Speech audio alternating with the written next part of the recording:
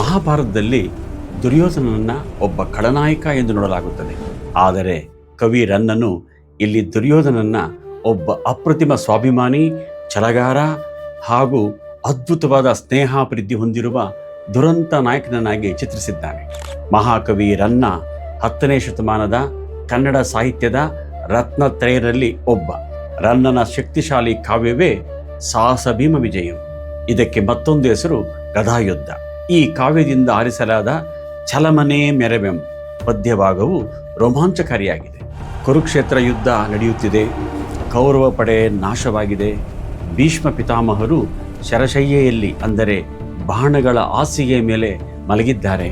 ಆತನನ್ನು ನೋಡಲು ದುರ್ಯೋಧನ ಬರುತ್ತಾನೆ. ಆಗ ಭೀಷ್ಮರು, ಸುಯೋಧನ ಸಾಕು ಮಾಡು, ಪಾಂಡವರೊಂದಿಗೆ ಸಂಧಿ ಮಾಡಿಕೊಂಡು ಬದುಕು ಎಂದು ಬುದ್ಧಿವಾದ ಹೇಳುತ್ತಾರೆ.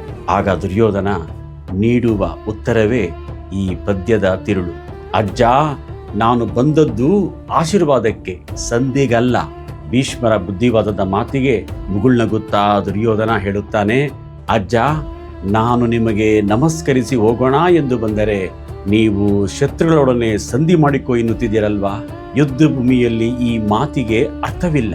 ಮಣ್ಣಿಗಾಗಿ ಅಲ್ಲ, ಛಲಕ್ಕಾಗಿ ನನ್ನ ಹೋರಾಟ. ದುರ್ಯೋಧನನ ಅತ್ಯಂತ ಪ್ರಬಲವಾದ ಮತ್ತು ಅಭಿಮಾನದ ಮಾತು ಇಲ್ಲಿದೆ.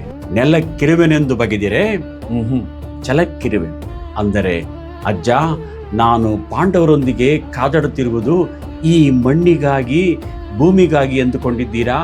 ಖಂಡಿತ ಅಲ್ಲ.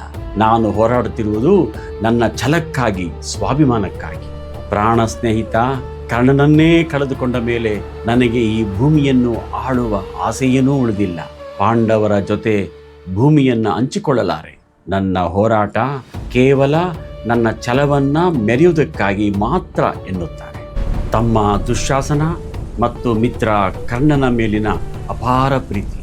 ದುರ್ಯೋಧನನಲ್ಲಿ ಕೇವಲ ಕೋಪವಿಲ್ಲ, ಅಪಾರವಾದ ಸ್ನೇಹ ಪ್ರೇಮವಿದೆ.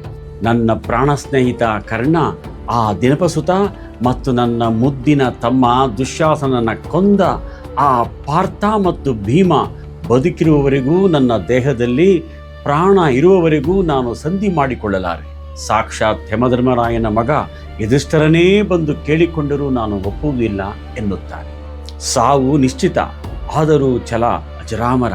ನನ್ನೊಡನೆ ಹುಟ್ಟಿದ 100 ಜನ ಕೌರವರು ಈಗಾಗಲೇ ಯುದ್ಧದಲ್ಲಿ ಶೌರ್ಯದಿಂದಲೇ ಸತ್ತಿದ್ದಾರೆ. ನನಗೆ ಆಕ್ರೋಶ ಅಂಕುರಿಸಿ ಹೊರಹೊಮ್ಮಿದೆ. ಆಗಲಿ, ಸತ್ತರೆ ಏನು? ಆ ತಮ್ಮಂದಿರು ಮತ್ತೆ ಹುಟ್ಟರೇನು?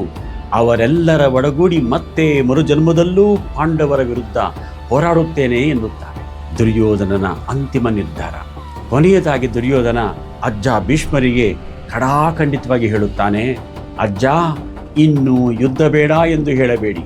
ಇಂದಿನ ಯುದ್ಧದಲ್ಲಿ ಒಂದೋ ಪಾಂಡವರು ಉಳಿಯಬೇಕು ಅಥವಾ ನಾನು ಉಳಿಯಬೇಕು. ಈ ಭೂಮಿ ಅವರಿಗಾದರೂ ಒಲಿಯಲಿ, ನನಗಾದರೂ ಒಲಿಯಲಿ, ಆದರೆ ಕದನ ಮಾತ್ರ ನಿಲ್ಲದು.